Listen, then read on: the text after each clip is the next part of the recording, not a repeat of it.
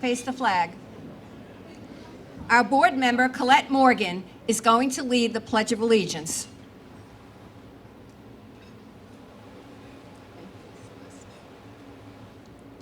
I pledge allegiance to the flag of the United States of America and to the republic for which it stands, one nation, under God, indivisible, with liberty and justice for all.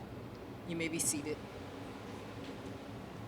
Well, I'm going to ask that you all stay standing. Sorry. We are so lucky this evening to have a wonderful young woman. Danielle Hoffman is going to sing the national anthem. Danielle?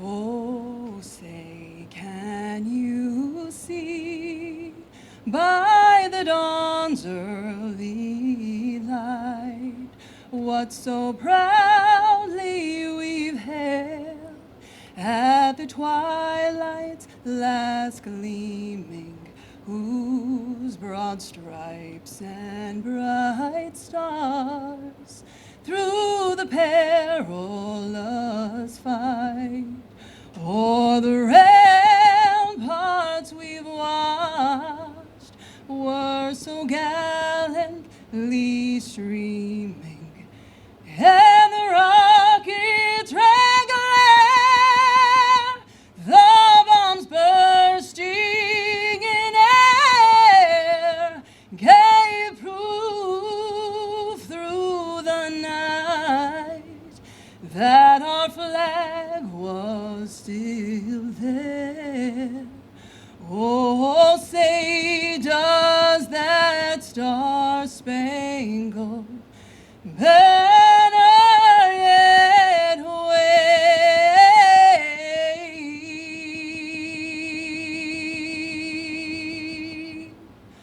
o'er the land of the free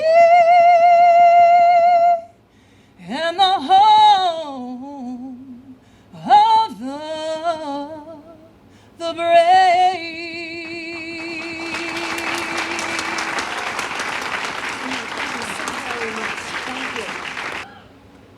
Thank you. Father God, we come to you first, and I ask that you would bless Father Pizzarelli, that you would put your hand upon him, whatever that emergency is, that he would know that your presence is there with him. I thank you for the opportunity to be here this evening to celebrate your creation, the men and women here, but especially the women today, who you have used and created purpose in and allowed them the opportunity to pour into those in this world, in their circle, that they can make a huge difference. Father, you have given each one of us an opportunity to change the life of someone else by inspiring them, by filling them with hope, reminding them that their life matters to you. So we thank you for today. We thank you for the beautiful fresh air that we can breathe, the beautiful sky above us. We thank you, Lord God, that there is never a moment that you are not here, that you are not present. The Bible tells us that your eye is upon us at all the time. So we thank you that we never walk alone. I thank you for each woman that is being represented here tonight. I pray a special blessing on them, that you would just pour out your love and give them all that they need to continue in the work that they are doing, to inspire younger women to continue to work hard and to be a blessing in this world. We thank you, and we give you the honor and the glory. Amen. I've worked at the town of Brookhaven for about 12 years. During that time, I've been fortunate enough to work closely with the Women's Services Division, and even more so now as Commissioner. I've witnessed firsthand how the programs we offer can change lives, from debt counseling and divorce informational courses to resume writing and career advancement classes. These programs change lives. This is accomplished, number one, by employing strong and confident women who will pay it forward for other women. Our Director of Women's Services, Sharon Boyd. Sharon, give a wave. Sharon is a shining example of paying it forward for women. She can speak to the confidence women gain in their abilities and the abilities they gain in themselves when they complete any one of the programs. The Women's Division would not be what it is today if not for the dedicated women who serve on the Women's Advisory Board. This group of women volunteer countless hours of their own time to ensure the success of the Women's Division. They play a vital role in advising the Women's Division on issues of concern to women and their families. If there's anyone who supports women empowering women, it's Supervisor Ed Romaine. With the support of his town board, Ed has appointed women to almost all leadership roles in the town of Brookhaven. Department heads, commissioners, deputy commissioners, executive assistants, secretaries, directors of divisions. Nearly all of these administrative titles are filled with women selected by Ed Romaine and appointed by the town board. It's been an incredible 36 years for the Women's Services Division in Brookhaven Town, and it's made possible because of so many people working together with the same purpose, women empowering women and helping them achieve success. With that, I would like to bring Supervisor Ed Romaine up to say a few words. Well, very few words with dinner pending. I don't want to make... Sheriff, how are you, sir? I've got to tell you, this is a night that we've waited a long time for. It's been 2 years that the pandemic has shut us down, and we couldn't celebrate. Tonight, we celebrate. We celebrate women have made a huge difference in Brookhaven.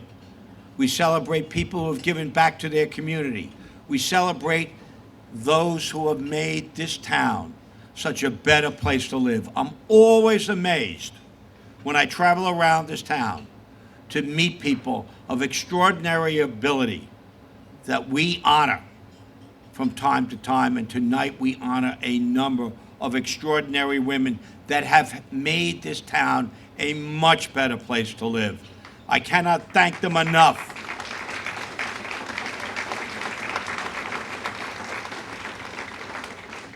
I'm just going to say also thank you to Lisa Keys, who is our Commissioner of General Services, does a great job. To Sharon Boyd from our Office of Women's Services. Sharon does a great job. And to all those who pitched in and helped, not only with all the things they do in our community, but with our Dress for Success program, which has been honored nationwide and modeled nationwide. Women helping women. Tremendous. So I'm not going to take more time tonight except to say I am humbled to be in the presence of women that have done so much for their community and so much for this town. Thank you for what you do. All of our honorees, as you know, they're honored by our Women's Advisory Board. And they're also, each of our council people get to select, I in fact selected one of the angels of Long Island.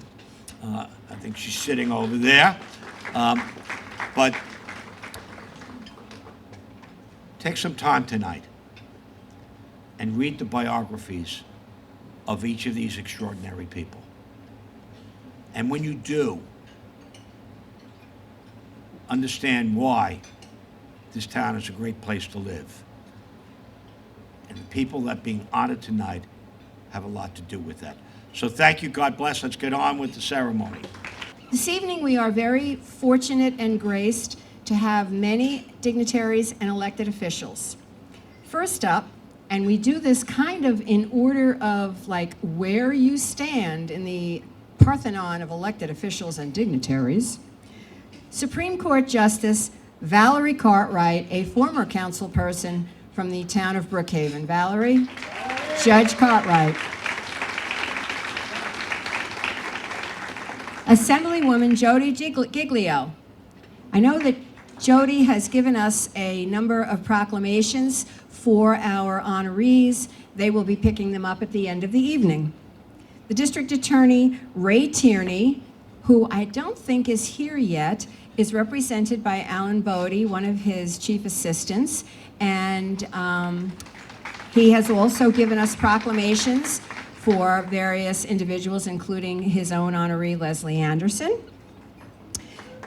And now a special friend of mine, Sheriff Errol Toulon Jr., who is the boss of one of our honorees, who waited for, she was my honoree, she waited for 3 years for this, and then she couldn't come tonight. Her son is graduating. But I'm asking that the sheriff step up to take her honor from me and say a few words about her, because she's terrific.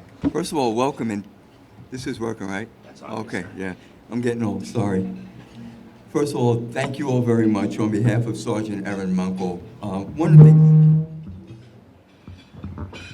and thank the Office of Women's Services for recognizing her for her dedication to the Sheriff's Anti-Trafficking Initiative.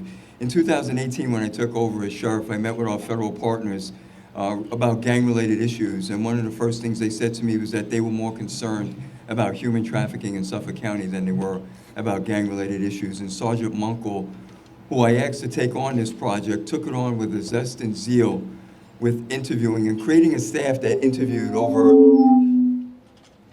1,500 women and identified those that were victims of human trafficking. I'm just going to talk off to the side. Victims of human trafficking, and also identifying the traffickers themselves. We were able to provide many services for the women who are truly victims of this issue. And I can't even tell you the amount of the impact that she's had on this particular community, working with our district attorney's office and the Suffolk County Police Department, and bringing many of these traffickers to justice and helping these women reclaim their lives so that they can raise their children. They've empowered themselves. They have that confidence now. And so on behalf of Sergeant Munkle, I just want to thank you. I'm honored to be here. We also have proclamations from the County Clerk, Judith Pascal. With us here this evening is the Town Receiver of Taxes, no booze, Lou Marcoscia. Lou? The beautiful flowers that you see up here on the tables, as well as the corsages that some people have, were provided to us by the Ecology Center under the leadership of the Superintendent of Highways, Dan Lasquadro. I don't think Dan is here this evening, but we certainly thank him for the lovely flowers that grace this room. We have a number of town council members here tonight. I didn't check them in, so I'm not sure who's here. I'm just going to call them out. From the from First District, and I know he's here, Jonathan Kornreich. District 2, my representative on the town council, Jane Bonner. District 3, Kevin Laval. Kevin was here, he had an emergency and had to leave. District 4, Michael Lagercio. Mike is out of town on business. District 5, Neil Foley. Thank you, Neil. District 6, Dan Panico. Thank you, Dan. Legislator Dominic Thorne. I guess he was coming late, that I know. Okay, we have proclamations from Senator Alexis Week, Assemblywoman Jody Giglio, County Clerk Judy Pascal, Sheriff Errol Toulon, and Comptroller Kennedy, and we thank them for honoring our honorees this evening. When Geraldine Hart was appointed the 14th Police Commissioner of the County of Suffolk in 2018, she made history by becoming the first woman to hold that office. Her resume reads like a law enforcement procedural by W.E.B. Griffin. And if you don't know who he is, he's kind of like the Law and Order writer that we could compare to. A graduate of St. John's University School of Law and St. Francis College, she joined the FBI as an agent in the healthcare fraud squad in the New York field office. She conducted investigations in both Nassau and Suffolk counties. In 1999, she was transferred to the Lucchese Organized Crime Squad. And in 2012, she was promoted to supervisory special agent of the FBI's Genovese Organized Crime Squad. Recognizing Geraldine's talent, the FBI director named her senior supervisory agent overseeing the FBI's Long Island resident agency. She supervised the Long Island Gang Task Force along with members of 10 federal, state, and local law enforcement agencies. In addition, she supervised all FBI violent crime investigations, most notably crimes committed against children on Long Island. As a recipient of the prestigious U.S. Attorney General's Award for Excellence in Law Enforcement, Geraldine Hart is no stranger to organizing law enforcement assets to address the really tough issues confronting her constituencies, the ones that she represented when she was the Suffolk County Police Commissioner. Immediately upon her appointment as commissioner, she established protocols to aggressively identify and eradicate violent street gangs in our communities, especially MS-13. She used her vast and most valuable experience to strengthen the Suffolk County PD's focus on combating the heroin and opioid epidemics in Suffolk County and in the town of Brookhaven especially. It is important to note that while commissioner, she enhanced the police department training for response to active shooter and terrorist threat scenarios. She made collaborating with law enforcement partners locally, regionally, and nationally a cornerstone of her administration in her efforts to protect and serve the residents of Brookhaven and the County of Suffolk. In May 2021, Commissioner Hart became Geraldine Hart, Director of Public Safety for Hofstra University. It was our loss, no question. She jumped right into her new role by creating a student and community outreach program for her department by adding 8 hours of training to the already mandated curriculum for her public safety officers. In her effort to connect with the university community, she has added a new program called, this is really cool, Dishing with the Director, to provide for convenient meetings with university students in the university center rather than in her office. She is making good on her desire to change the perception of the public safety office at Hofstra University from, oh no, public safety is here when something happens, to, great, public safety is here to help.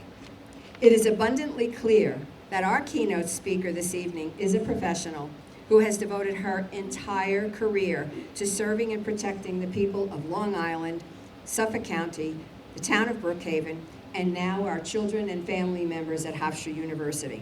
We are so fortunate to have Geraldine Hart as our keynote speaker this evening for this gala and recognition night. I present Director Geraldine Hart.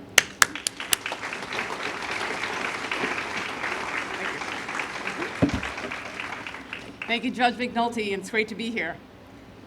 At the age of 29, I thought I had my career plan set.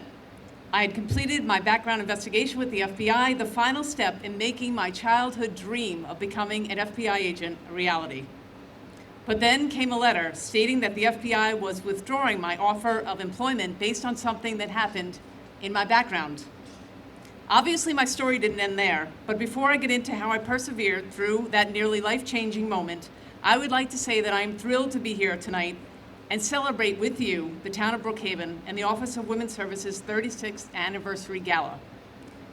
It's an honor to be in the company of so many accomplished women and to be able to honor all of you in person, the 2021 and 2022 honorees. Author Rudyard Kipling once said, "If history were taught in the form of stories, it would never be forgotten." So I will share with you my story of a woman in law enforcement, starting in the FBI and then as the first female commissioner of the Suffolk County Police Department. But let's get back to that letter from the FBI. I was devastated. I refused to accept that there was an issue in my background. I had wanted to be an FBI agent since the 5th grade when we took a field trip down to Washington, D.C. headquarters, and I was not going to let this setback shatter my dreams. So after weeks of endless calls to bureaucrats down in D.C. trying to contact a live person to see what happened, I was told that there was a student loan that had not been repaid. I tracked down the loan, but in fact it was a scholarship of $2,500 and required no payback. The error was corrected and the offer to join the next special agent class was reinstated. You can imagine the sigh of relief, but it is a reminder to all of us of the importance of perseverance and of never giving up. During my first 15 years as a special agent, I worked in the criminal division on the white-collar and organized crime squads. I worked high-profile homicide cases, a number of cold case homicides, and large-scale organized RICO cases. What I can tell you is I never did it alone. I always worked in a collaborative way, bringing agents and detectives to the table who had unique contributions to make. And during my time on the organized crime squad in Queens, I was the picture of contentment. I was living my dream as an FBI agent and raising my 2 children. But that all changed in 2012 when I was summoned to my supervisor's office, who told me to come in, close the door, and sit down. I think all of us in this room know that feeling, and often it doesn't have a happy ending. My boss, Lou, told me that the Genovese organized crime supervisor was moving on and that I would be promoted to replace him. But without hesitation, I told my boss 2 things. First, I am not interested in leaving my current position, and second, even if I was interested in entering management, I was not ready. Time passed, and Lou continued to encourage me to reconsider. He conveyed to me why it was important to leave my comfort zone, take on a new challenge, and embrace a leadership position. It was apparent after our talk that although he allowed me the time to think about the spot, the die was cast. It is not easy to leave what you know and try something completely different. Many of us in this room think that unless we meet 100% of the qualifications, we're not able to do the job. I can tell you that research shows that women will not put in for a position unless they feel that they meet more than 90% of the qualifications. Men, however, will apply for a position if they feel they meet 50% of the qualifications. This is better known as the fake it till you make it principle. I saw this on display when I would visit my daughter's elementary school, and the teacher would ask a question. The boys' hands would shoot up, never a girl's. When called on, the boys would shrug and just say, I don't know. I was guilty of it myself, and I ultimately decided to take the supervisor's job that Lou spoke to me about. I was the only female supervisor in the organized crime branch and only one of 2 in the entire criminal division in New York.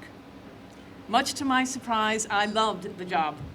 The commute from Long Island to Lower Manhattan was not ideal, but with the bad came some good, and I learned a ton from some very senior supervisors who were terrific mentors.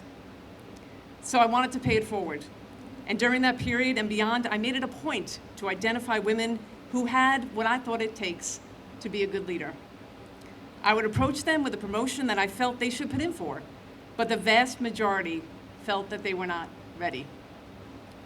So I advocated for and helped develop a mentorship program that the NY office of the FBI is using today to identify and mentor potential female leaders. Much of the program is geared to understanding a position and the support that is available. So in 2014, my confidence was again tested when I was selected to lead the FBI's Long Island office. And again, I followed my own advice and left my comfort zone. Running the Long Island office was a test like no other, working together with all of our law enforcement partners and navigating a very complex political field, which included the investigation of high-level law enforcement officials, as well as the fight against the unprecedented violence of MS-13. This reinforced my practice of collaboration and taught me the value of steady leadership. I found a leadership style which was passed along from a former director, which worked for me. You can be kind and tough. You can be confident and humble. So once again, things were going well, and I was happy, so you guessed it, time for a change. This time it was leaving the FBI after 21 years to accept an appointment as the commissioner of the Suffolk County Police Department. I often joke that after 21 years in the male-dominated culture of the FBI, working gun cases and drug cases, maybe it was time for a little less testosterone, so the Suffolk County Police Department? So what was it like to be the first female commissioner of the 11th largest department in the nation? It was great, but not always easy. I recall the day that I moved into my office at police headquarters and I walked past the portraits of the 13 prior male commissioners. And I remember thinking of Yogi Berra's quote, "Well, the past ain't what it used to be." For me, there is no greater responsibility than the safety of the men and women of the Suffolk County Police Department and the residents of the county that I served. I have no doubt that some may have felt uneasy about this task being handled by a woman. But as I am sure many of you in this room know, the best way to silence your skeptics is to do your job and to do it well. I was resistant to the focus of being the first female commissioner, but I learned the historic nature of the position.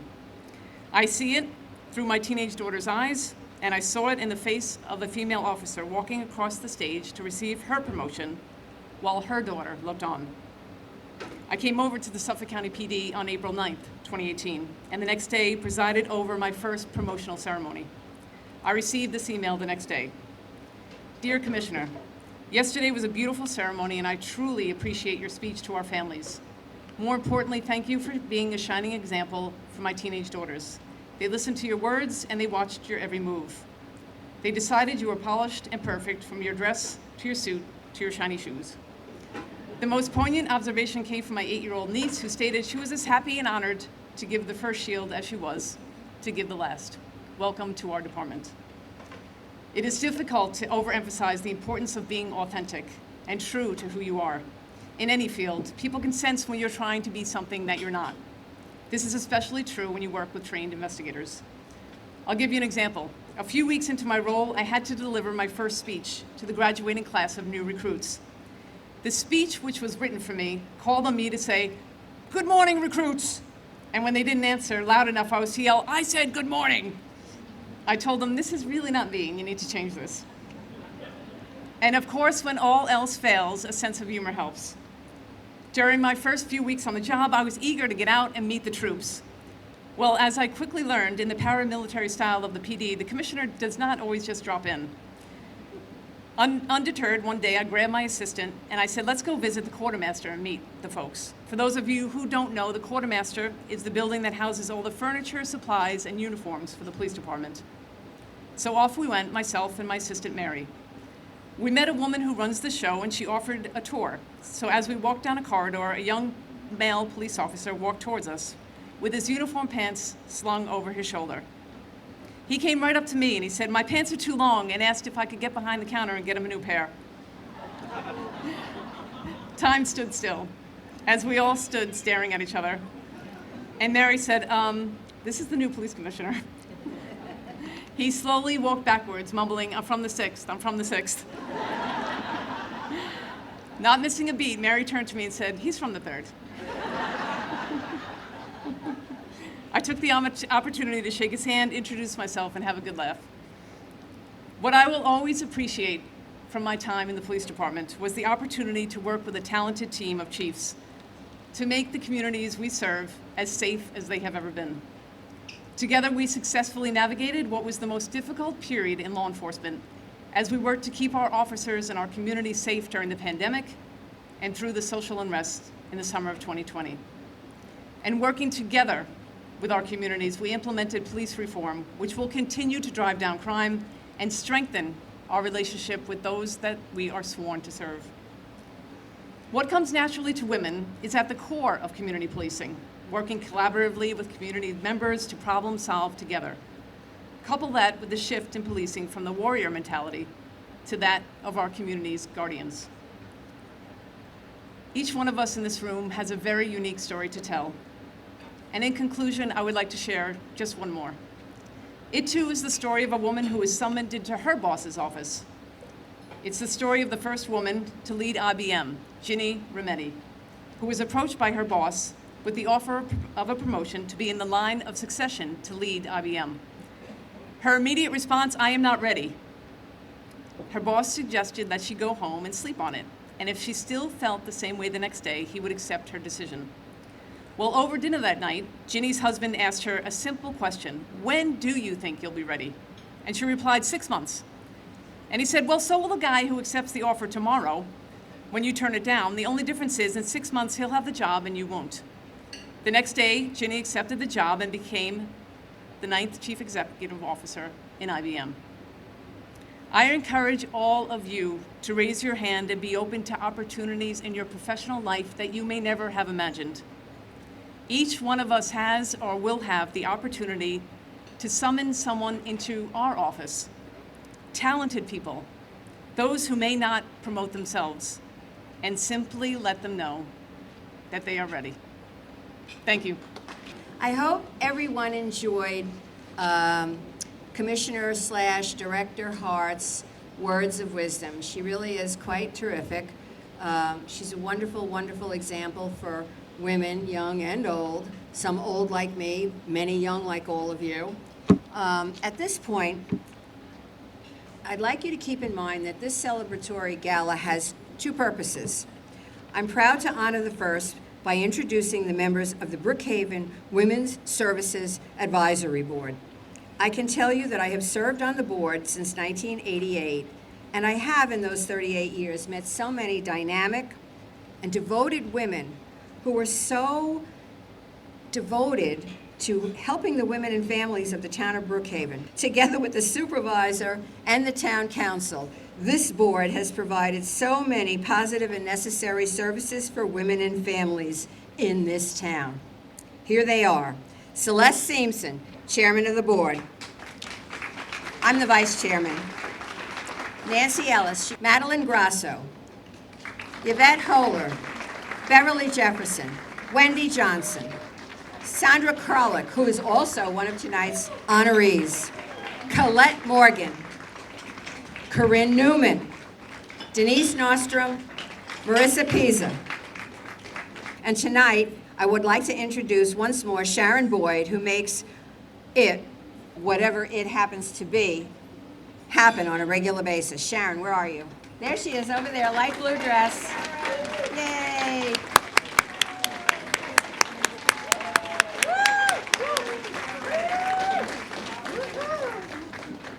We are going to be introducing our honorees. In the arts, Beth Giacomo Maches.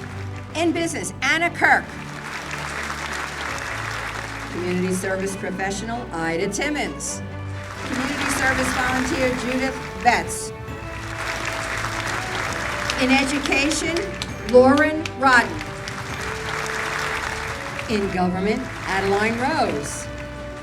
Our healthcare provider this evening is Brandy Fellier.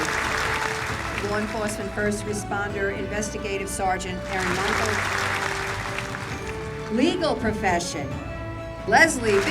Anderson. In medicine, Dr. Kimberly Herrera. In the military, Staff Sergeant Tatiana Garcia. In religion, Dr. Nita Webb. In science, Dr. Kristen Blady. In sports, Marie-Therese Terciano.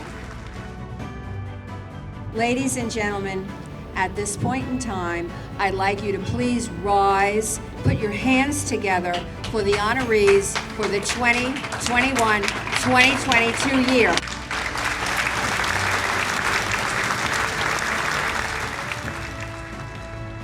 I don't think you'll find a more supportive group of legislators representing you who support the women and families of the town of Brookhaven as Supervisor Romaine and his town council do. At this time, I would ask Supervisor Romaine, as well as Councilman Jonathan Kornreich, Councilwoman Jane Bonner, Councilman Neil Foley, and Councilman Daniel Panico. As the names are being called of the honorees that were selected by the town board, we'd ask you to come up. But I just would like to make a very quick comment. This is the 36th anniversary of the Office of Women's Services. And I would be remiss if I did not reflect on the woman whose energy, efforts made the Office of Women's Services possible, and that's Edna Gerard. Shh. Edna passed away a few years ago. Her husband is still alive. He just turned 100 upstate New York with his daughter. But I would be remiss if I did not mention her legacy, because as we all know, for those of us who are successful, we stand on the shoulders of others who came before us. And I just want to acknowledge her, and I'm going to allow our honorees to be called up. Marion, would you be so kind? Mr. Romaine's honoree is Deborah Ann Loesch. Our very own Sandra Krolik will be honored by Jonathan Kornreich. Councilwoman Jane Bonner nominated Elisa McMorris. Councilman Kevin LaValle's nominee, Dory Newman. Councilman LaValle will be represented by Receiver of Taxes, Lou Marcosia. Councilman Neil Foley's nominee is Jennifer McNamara. Councilman Dan Panico's nominee is Cassie Caputo. I would like to introduce at this time the chairperson of the Women's Advisory Board, the Honorable Celeste Simpson. Our board is made up of volunteers, and this evening, we would like to thank one of our volunteers that has been a member for over 34 years, the Honorable Marion McNulty.